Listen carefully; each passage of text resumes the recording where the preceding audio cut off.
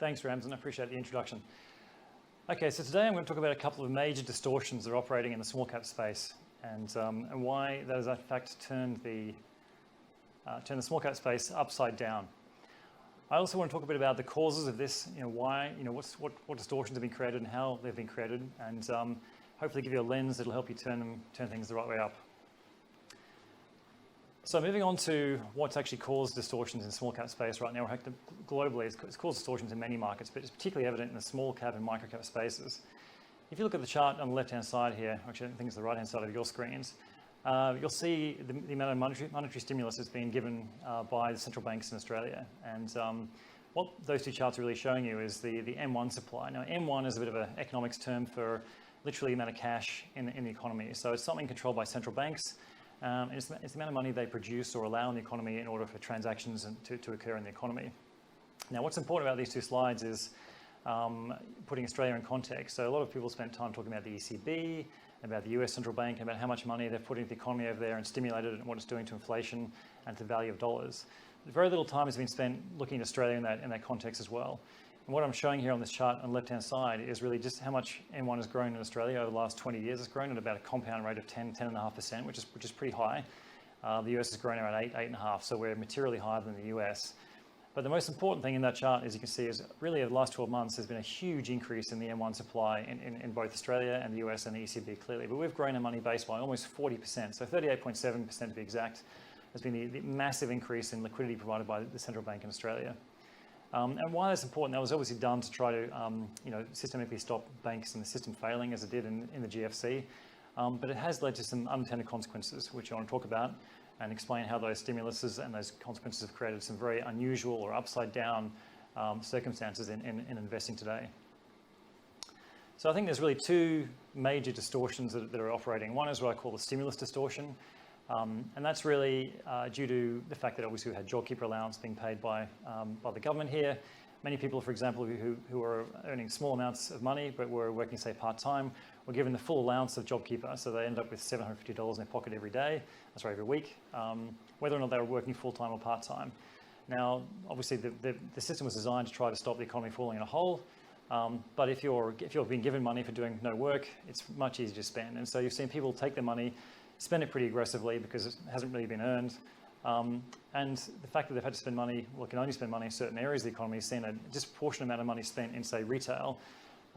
People can't travel these days, they can't go to hotels, so tourism leisure has taken a major step backwards and money's been forced into one part of the economy. So we've seen a sort of stimulus distortion where you've seen almost an over stimulus in certain areas of the economy.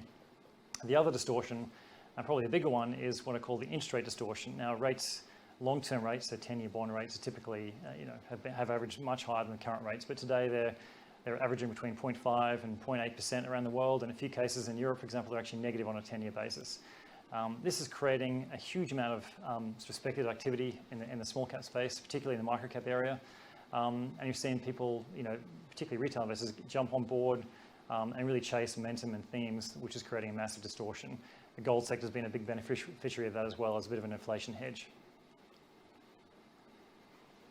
And so it has actually created some unintended consequences. The first of these has been what I call the rise of speculative stocks. This chart here is charting the number of number of stocks that are trading on an EV to sales multiple above 10. Now, in normal investing parlance, an EV to sales ratio of sort of 5 or 6 is actually considered pretty fully priced, and an EV to sales ratio of 10 or above is considered, really rarefied air, and it would be reserve stocks with incredibly high growth rates, incredibly big margins, and really not something we'd see that commonly. You can see on this chart here that the number of stocks currently trading in Australia with an EV to sales multiple over 10 is almost 200 shares. To put that in context, that's about 10% of the number of shares listed in the Australian stock market. So it's a really massive multiple, and you can see that peaked. And if you go back to the last crisis, just before 2007, 2008, you can see it peaked then as well and sold off aggressively when we had a major dislocation globally. What's driven that? There's been a lot of stocks in the small resource space, so a lot of gold stocks, a lot of explorers have gone really well.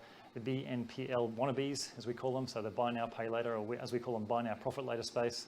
And then a lot of so-called disruptors. So this has been very thematic right now to chase stocks down that are disrupting the world. And it's just incredible to us how many stocks are potential future disruptors, whereas in fact, very few stocks do actually disrupt anything other than your own bank balance. Unfortunately, if you follow the strategy of buying expensive stocks, it really hasn't worked. And what this chart here is showing you is if you take a portfolio of stocks on EV to 10, EV to sales multiple over 10, right back through time and invested in those stocks and compared it to just simply investing in the small ordinaries, you dramatically underperformed. So the small ordinaries over the last 20 odd years gave you a return of about 400%, 4 times your money. If you just bought the expensive stocks, you really massively underperformed. You're the blue line, and so you lagged that return. The other consequence of this sort of cheap money and very low interest rates has been a dramatic outperformance of the microcap space. And these three charts here are sort of track each other very nicely. Plot the markets back to January 2019 and just show you where smalls, mids, and micros have traded relative to each other in the Australian context.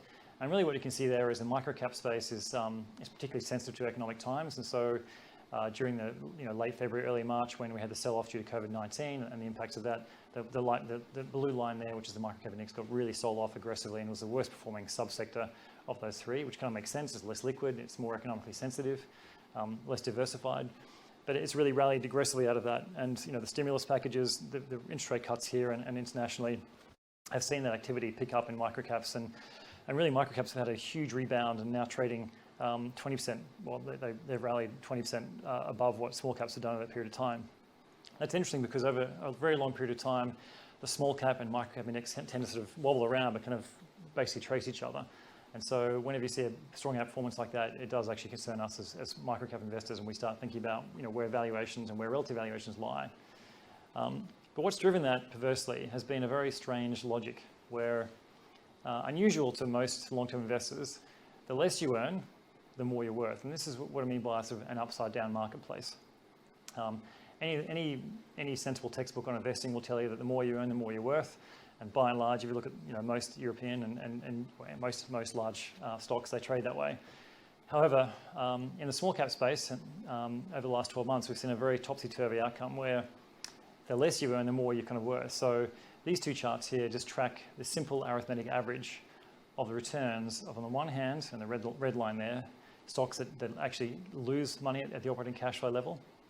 And on average, over the last 12 months, they've returned whopping 110%, which is an astronomical number in anyone's book. Positive operating cash flow stocks are those on the blue line, and their average return over the last 12 months has been 20%, which is nothing to sneeze at. But you can see that very bizarrely, the money-losing stocks have actually materially outperformed. So I guess the question you want to ask is that a smart way to invest? It's giving you some short-term returns. It looks pretty clever, but what does that really mean in the long run? Well, fortunately, we've got Bloomberg terminals and we've got Excel, so we can go back and analyze this. And when you dig into the numbers here, what you find is actually kind of interesting. As Ben Graham said, short-term the market's a voting machine, long-term it's a weighing machine, and given enough time, the market sifts through the chaff and finds the outcome. And what these three charts here are showing you is a portfolio of shares rebalanced every month based on whether you make operating cash flow, or whether you lose operating cash flow, or whether it's the marketplace. The blue index at the top there is simply screened for stocks that have a positive operating cash flow in the small company space.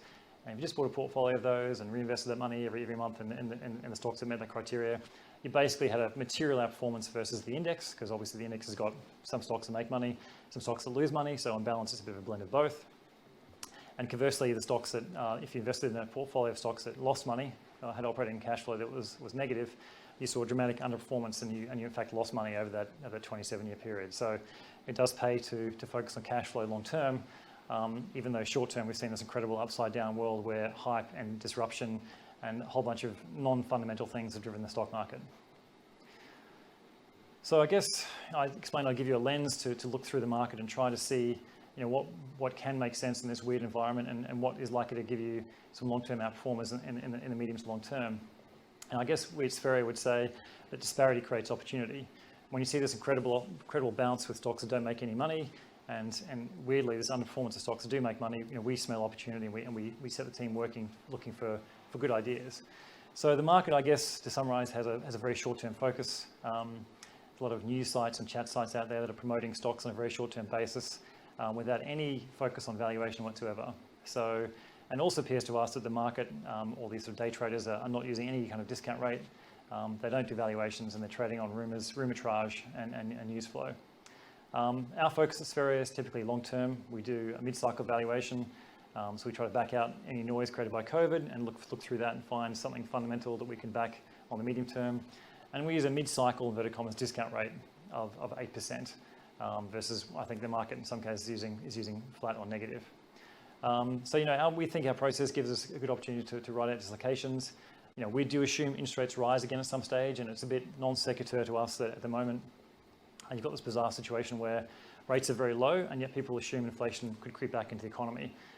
Typically, when inflation creeps back, you'll have to see rates tick up again in order to give investors a compensation for the inflation plus a return.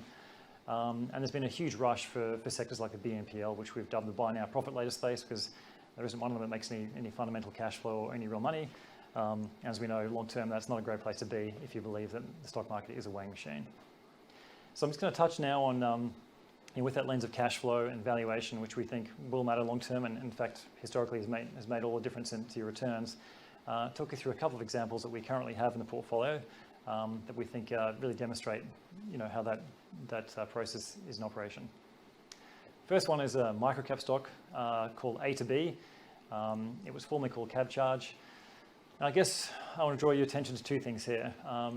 The two charts we have there are something we typically produce automatically on all of our models internally.